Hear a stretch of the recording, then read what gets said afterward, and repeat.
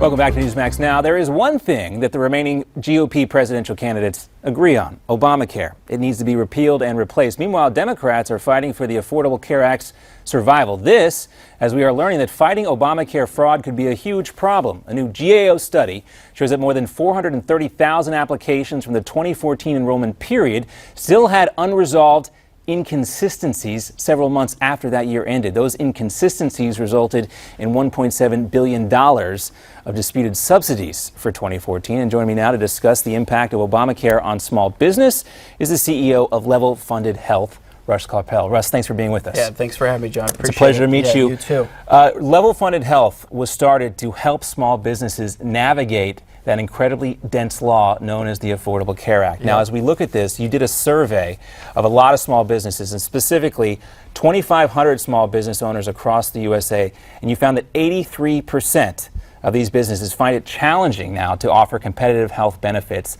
Specifically, why is that?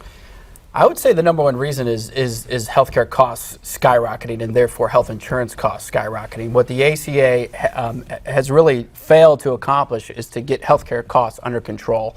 And really the new methodology and the new way that the health insurance carriers come up with their health insurance premiums really penalizes small business more than it does help them, and then in turn penalizes their employees. And obviously those health benefits are a huge attraction for employees. That makes it harder to hire the talent they need, correct? That's absolutely correct. So it's an interesting thing. Health insurance for a small business is actually the second largest line item expense for any small business. At the same time, it's the single most sought after benefit, employee benefit, for any company, far surpassing 401k or pensions or anything similar to that. So it really puts these small businesses, I should say, backs them into a corner.